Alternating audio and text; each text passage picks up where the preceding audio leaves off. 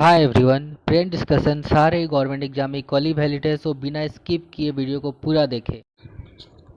निजी कंपनियां संपर्क विधि कॉन्टैक्ट प्रोसेस द्वारा H2SO4 का उत्पादन कर रही हैं। उसमें कौन सा उत्प्रेरक कैटलिस्ट वे प्रयोग करती हैं? लौह चूर्ण, प्लैटिनम चूर्ण, निकेल, क्यूप्रिक क्लोराइड। तो प्लैटिनम चूर्ण सही होगा, क्योंकि प्लैटिनम चूर्ण महंगा होता है। तो V2O5 पैसा बचाने के लिए वेंडेनम पेंटॉक्साइड भी यूज किया जाता है H2SO4 के निर्माण में कॉन्टैक्ट प्रोसेस द्वारा। लौह चूर्ण का उपयोग अमोनिया बनाने में हैवर विधि में प्रयोग होता है, जबकि निकेल का प्रयोग वनस्पति तेल से घी बनाने में प्रयोग होता है। क्यूप्रिक क्लोराइड का प्रयोग क्लोरीन गैस के उत्पादन में डेकॉन प्रोसेस में किया जाता है। इसके अलावा एक एल्युमिनियम होता है, गर्म एल्युमिनियम। गर्म एल्युमिनियम का यूज अल्कोहल से ईथर बनाने में किया जाता है। सामान्यतः OH अल्कोहल का फंक्शनल ग्रुप है, जबकि ऑक्सीजन के साथ 2 कार्बन एटम या फिर अल्कली ग्रुप रहेगा। ये ईथर का फंक्शनल ग्रुप है या फिर रिप्रेजेंटेशन है।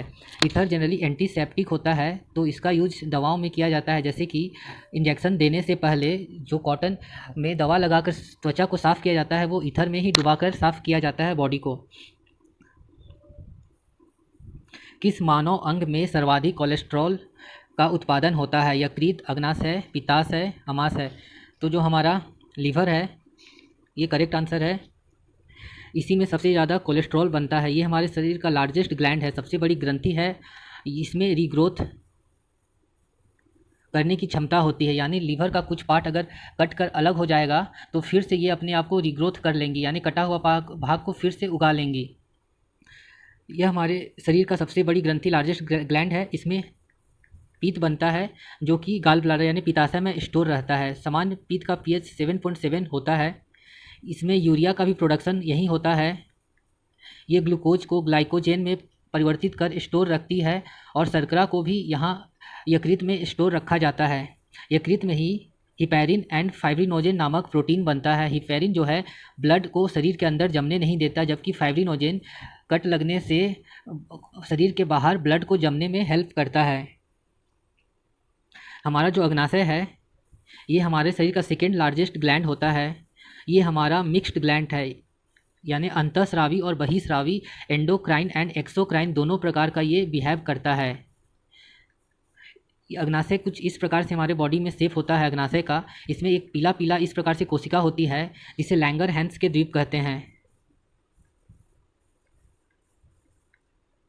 ये लैंगरहैंस के द्वीप में ही अल्फ़ा, बीटा एंड गामा नामक सेल पाई जाती है। अल्फ़ा सेल से ग्लूकेगॉन नामक हार्मोन निकलता है, बीटा सेल से इनुस्लिन नामक हार्मोन निकलता है, और गामा से सोमैटोस्टेटिन नामक हार्मोन निकलता है। तो ये भी याद रखना है। समुद्र से घिरा एक द्वीप पाया जाता है, जहाँ पर लंबे समय से पारिस्थितिक तंत्र यानी इकोसिस्टम चल रहा है। वहाँ सबसे ज़्यादा क्या पाया जाएगा? Decomposer, primary consumer, secondary consumer, producer. यानी कि ये बोल रहा है कि अगर कहीं इकोसिस्टम है तो वहाँ एक फूड चैन भी डेवलप होगा। और फूड चैन में सबसे ज़्यादा क्या पाया जाएगा? तो किसी भी फूड चैन में सबसे ज़्यादा प्रोड्यूसर ही पाया जाता है। फूड चैन का सबसे मेन कंपोनेंट सन होता है। सन से आने वाले लाइट को जो भी हमारे प्रोड्यूसर हैं यानी उत्पादक हैं, और सूर्य की ऊर्जा को रासायनिक ऊर्जा में यानी फल फूल में परिवर्तित करते हैं। तो यहाँ सारे पौधा हो जाएगा, पेड़ पौधा, प्लांट्स जो हमारे हैं उत्पादक में आएंगे। इस उत्पादक को कौन खाता है यानी कंज्यूम करता है? तो कंज्यूमर। इसे हम बोलते हैं उपभोक्ता।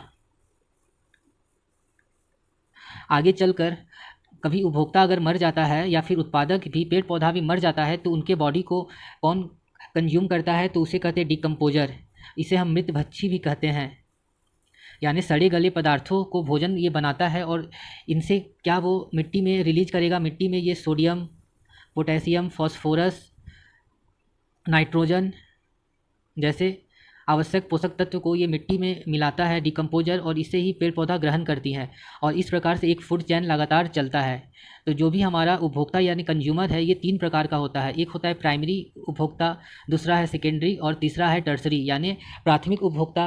प्राथमिक उपभोक्ता में सारे शाकाहारी जीव जंतु आते हैं, जैसे खरगोश हो गया, टिड्डा हो गया, बकरी, गाय, भैंस। और सेकेंडरी कंज्यूमर में थोड़े बड़े जाति के मांसाहारी जीव जंतु आते हैं, जो प्राइमरी कंज्यूमर को खाते हैं, जैसे कि मेढक हो गया, छिपकली हो गया, चिड़िया हो गई जो कीट पतंग को खाती है। इसके अलावा जो द्वितीय उपभोक्ता है, इसको कंज्यूम कौन करता है, तो उससे बड़े जीव जंतु जैसे शेर, बाघ, और इसे हम तृतीय उपभोक्ता यानी टर्सरी उत्पादक, टर्सरी कंज्यूमर कहते हैं।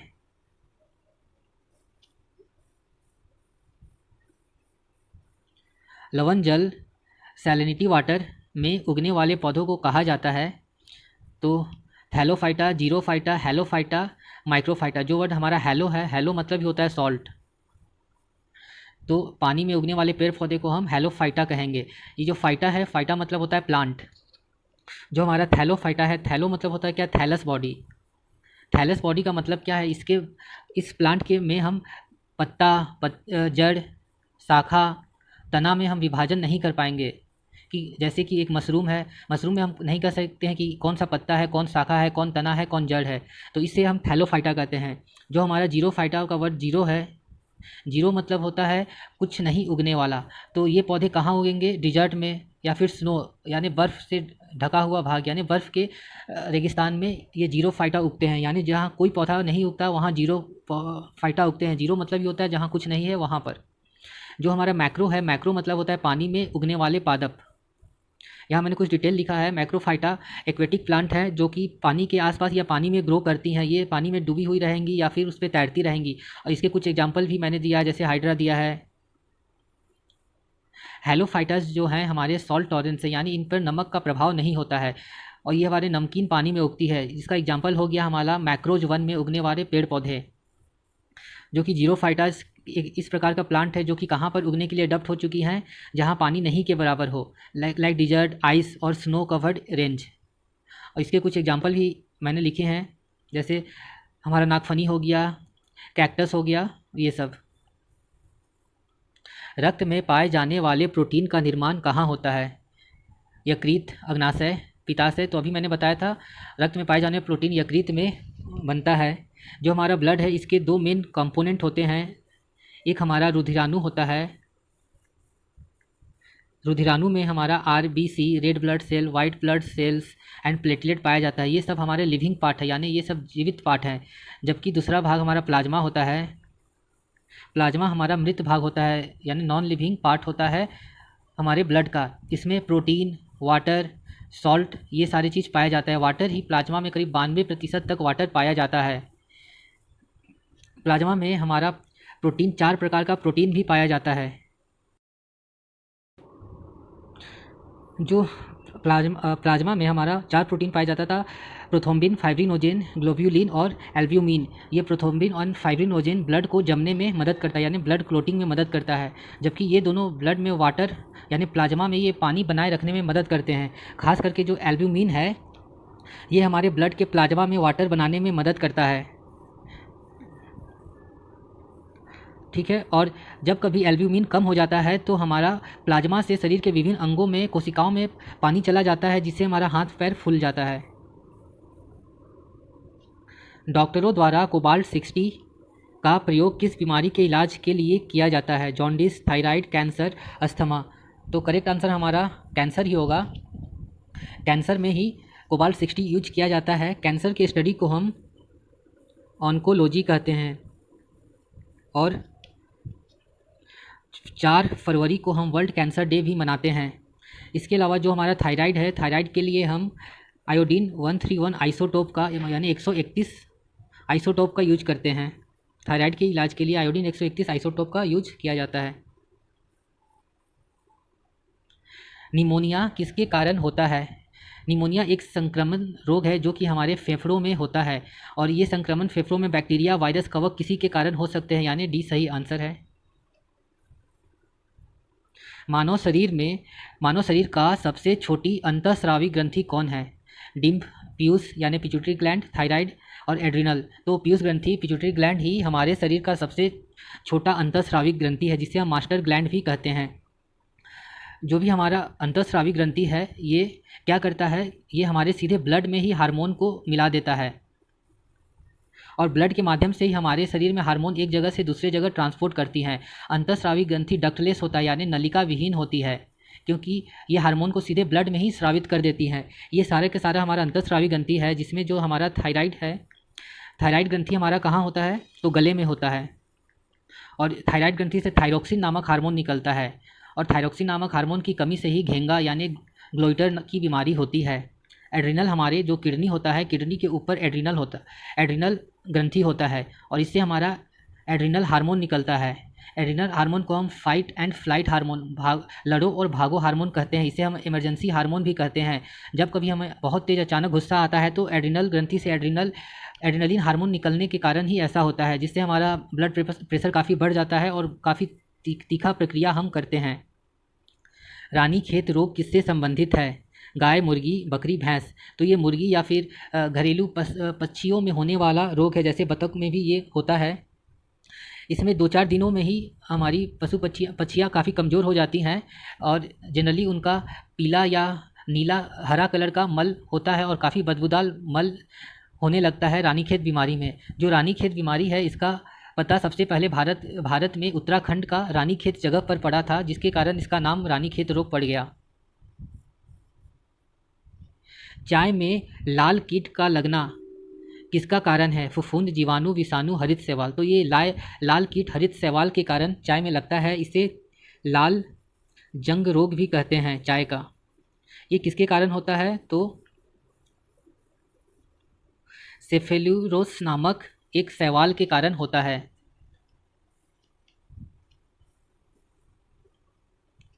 मौसम वैज्ञानिक पाते हैं कि बादलों से चमक आने के 4 सेकंड बाद गड़गड़ाहट की आवाज़ सुनाई देती है। वायु में ध्वनि की चाल अगर 320 मीटर प्रति सेकंड हो तो न्यूनतम दूरी बादलों से क्या होगी?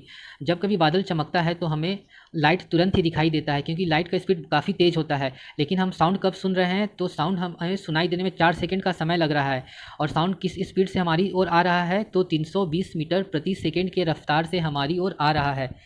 यानी कि बादल कितनी दूर पर होंगी अगर हम अंदाज से बताएं तो डिस्टेंस इक्वल टू होता है स्पीड इनटू टाइम, यानी 4 गुना 320।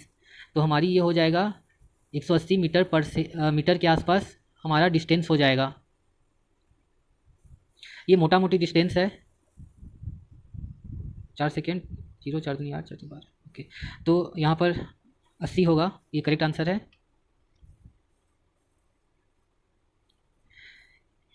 इसमें से किसका मात्रक बल के समान है? बल का मात्रक न्यूटन होता है, तो हमें खोजना है तो इसमें से न्यूटन किसका किसका मात्रक है? तो गुरुत्वाकर्षण बल, ये भी एक बल है, तो भी इसका मात्रक न्यूटन ही होगा, तो ये करेक्ट है। गुरुत्वीय त्वरण को हम जी कहते हैं, और द्रव्यमान यानी मास का गुणनफल, यानी ये बोल रहा है जी इंटू एम। ये गुरुत्वीय त्वरण एक त्वरण ही है, और हमारा बल का जो हम फॉर्मूला जानते हैं मास इंटू द्रव्यमान, यानी कि ये दोनों का यूनिट न्यूटन ही होगा, क्योंकि यहाँ दोनों जगह त्वरण ही है और दूसरा स्थान पे द्रव्यमान है। संवेग और समय का गुणनफल, संवेग हमारा मास इंटू वेलोसिटी को हम संवेग कहते हैं, इसका गुणनफल किसके साथ बोल रहा है? समय के साथ। तो इसका यूनिट क्या हो जाएगा? मीटर। मास का होता है केजी, वेलोसिटी का होता है मीटर पर सेकेंड, और टाइम का होता है सेकेंड। तो ये सेकेंड आपस में कट जाएगा, और केजी मीटर, ये तो न्यूटन नहीं है, यानी ये नहीं हो पाएगा। और हमारा संवेग परिवर्तन का दर, अगर हम न्यूटन के सेकेंड इक्वेशन को याद करें तो फोर्स क्या होता है? संवेग परिवर्तन का दर का समानुपाती होता है।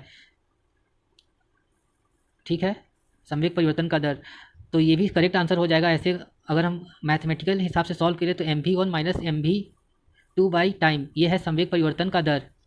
अगर यहाँ से हम मास कॉमन ले लेंगे v1 minus v2 by time, और v1 minus v2 by time ही हमारा एक्सेलरेशन यानी त्वरण होता है, यानी ma आ गया, जिसे हम फोर्स कहते हैं।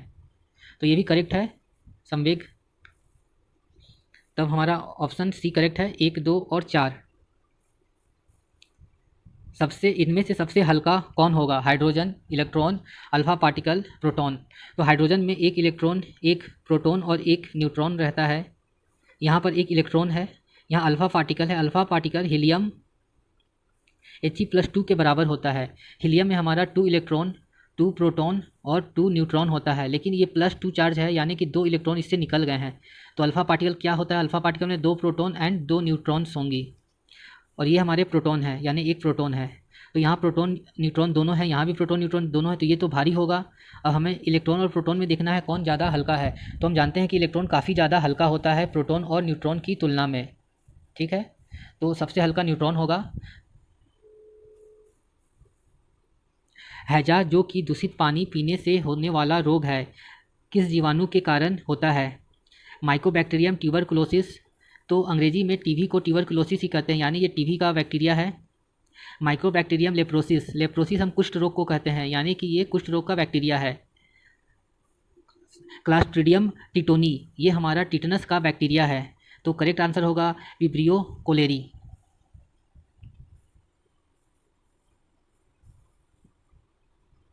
WHO समांतर किस रोग की पहचान के लिए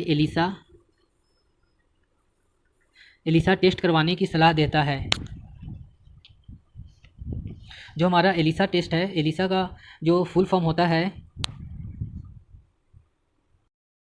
एलिसा का फुल फॉर्म है एंजाइम लिंक्ड इम्यूनोसॉर्बेंट एसे। इम्यूनोसॉर्बेंट मतलब मीन्स हमारा प्रतिरोधी क्षमता का कम होना, और प्रतिरोधी क्षमता एड्स में ही कम होता है।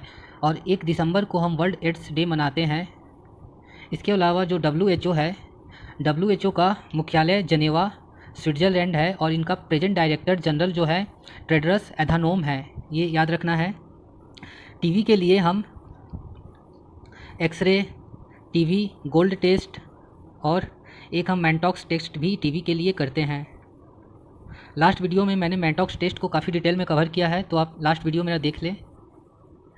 जो हमारा वर्ल्ड ये लिप्रोसिस डे होगा 30 जनवरी को मनाया जाता है। 2022 में जो लिप्रोसिस डे मनाया गया उसका थीम था यूनाइटेड फॉर डिग्निटी, और 23 में जो मनाया जाएगा उसका थीम रहेगा beat leprosy end stigma and advocate for mental wellness. World TB day 24 मार्च को मनाया जाता है। 2022 का इसका थीम था invest to end TB save life, और 23 का थीम रहेगा we can make history end TB. भारतीय अंतरिक्ष अभियान के जनक किन्हें माना जाता है? तो जो हमारे विक्रम साराभाई हैं, इन्हें भारतीय अंतरिक्ष का जनक कहा जाता है। होमो जहांगीर भाभा को हम atomic father of Indian atomic science, Indian atomic का इन्हें फादर कहा गया है। जबकि अब्दुल कलाम जो हमारे 11th प्रेसिडेंट रहे हैं, और इन्हें हम पीपुल्स प्रेसिडेंट भी कहते थे। इनके अंदर 2 महत्वपूर्ण प्रोग्राम चला था, एक सिविल न्यूक्लियर प्रोग्राम और एक military missile program. Civil nuclear program के अंदर ही इन्होंने पोलर सेटेलाइट लॉन्चिंग व्हीकल, जिससे आज हम मिसाइल लॉन्च करते हैं, उसका इनिशियल रूप लॉन्चिंग व्हीकल इन्होंने डिज़ाइन किया था। और जो मिलिट्री मिसाइल प्रोग्राम है, इसके अंदर इन्होंने ब्लास्टिक मिसाइल बनाया था, जिसके कारण इनका नाम मिसाइल्स मैन भी रखा गया है। इनके कुछ महत्वपूर्ण बुक है जो बार बार एग्जाम में पूछा जाता है, उसका नाम भी आप याद रखेंगे। जैसे कि एक बुक है India 2020 a vision for new millennium. अगला बुक है इनका विंग्स ऑफ फायर, और एक और बुक का नाम याद रखना है हमारा इग्नाइटेड माइंड। ठीक है, ये 3 महत्वपूर्ण बुक है जो काफ़ी बार एग्जाम में पूछे गए हैं। इसके अलावा 1998 में इंडिया ने जो पोखरण में अपना सेकेंड परमाणु परीक्षण किया था, तो वो भी इन्हीं के अंदर किया था। इसमें से किस में कैफ़ीन पाया जाता है? तंबाकू, आलू, कॉफ़ी में हमारा कैफ़ीन होता है, तंबाकू में निकोटीन पाया जाता है। पालक में हमारा विटामिन ए और लोहा, खनिज लवण, ये सब पाए जाते हैं। वयस्क मनुष्य के कशेरुक दंड, मेरुदंड या वर्टिब्रल कॉलम में कितनी कशेरुक या वर्टिब्रल्स पाई जाती हैं? तो वयस्क मनुष्य में 26, बच्चों में 33, नवजात में अगर यही पूछे कि मेरुदंड में कितनी तंत्रिका तंत्र पाई जाती हैं, तो वो होगा 31 जोड़ा। ठीक है,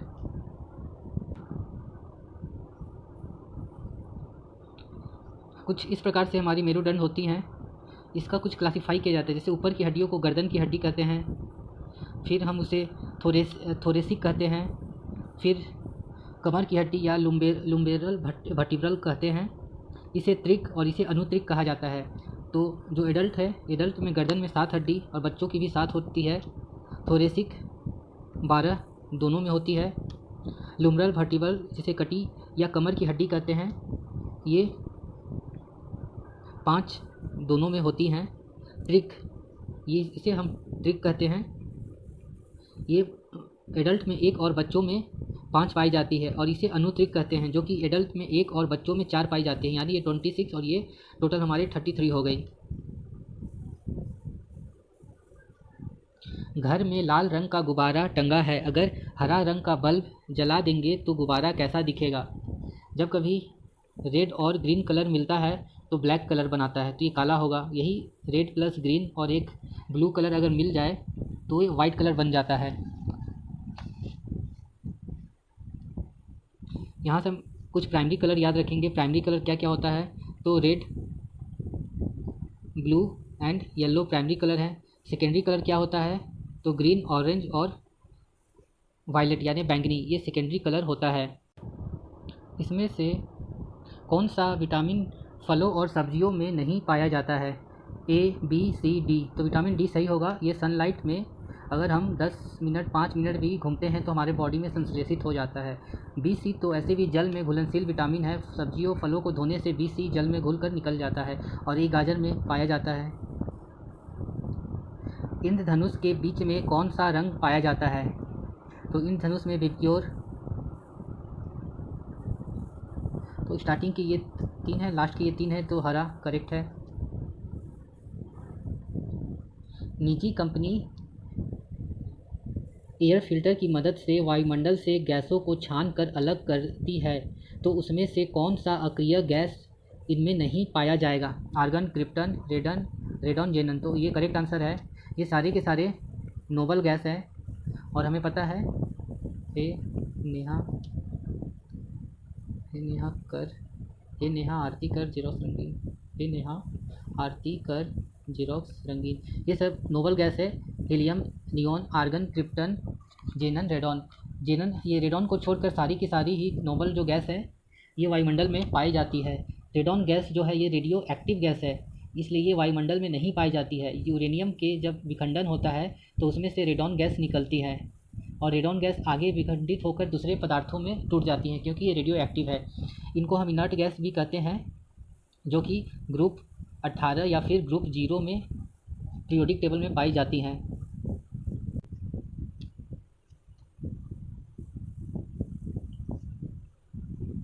सिक्का किस धातु का बनाया जाता है, तो पीरियोडिक टेबल में ग्रुप 11 को हम सिक्का धातु कहते हैं। इसमें कॉपर, सोना, चांदी इस ग्रुप 11 में होता है। ये डी ब्लॉक के मेंबर्स हैं, ठीक है। तो इन्हीं तत्वों से धातुओं से हम सिक्का बनाते हैं और इसमें कुछ एक्स्ट्रा चीज़ भी बाहर से मिला देते हैं। तो तांबा तो होना ही चाहिए, तो ये दोनों ऑप्शन होगा और ये दोनों तो इसमें कॉमन नहीं है, यानी ये दोनों नहीं होंगे। तो पीतल से सिक्का नहीं बनाया जाता है, जबकि टीन सिक्का बनाने में मिलाया जाता है। दूध को गर्म करके तुरंत ठंडा करना पाश्चीकरण कहलाता है। इसमें दूध कितने डिग्री पर गर्म करके सुरक्षित रखा जाता है, 62 डिग्री पे पाश्चीकरण दूध का किया जाता है। फ्रेंड, अगर वीडियो आपको अच्छा लगता है तो शेयर करें, लाइक करें, अपने दोस्तों को तक शेयर करें और चैनल को सब्सक्राइब जरूर करें। आपके सपोर्ट से ही मुझे पता चलेगा कि मैं सही वीडियो आप तक पहुंचा पा रहा हूं कि नहीं। नेक्स्ट क्वेश्चन है, रडार का पूरा नाम क्या है, radio detection and ranging, radio description and ranging, description नहीं होता है, रेडियो डायमीटर एंड रेंजिंग, ये भी नहीं होगा, radio disk and ranging, disk भी नहीं, डायमीटर भी नहीं, radio detection and ranging correct answer है। सो चैनल को लाइक सब्सक्राइब करना ना भूलें। Thank you.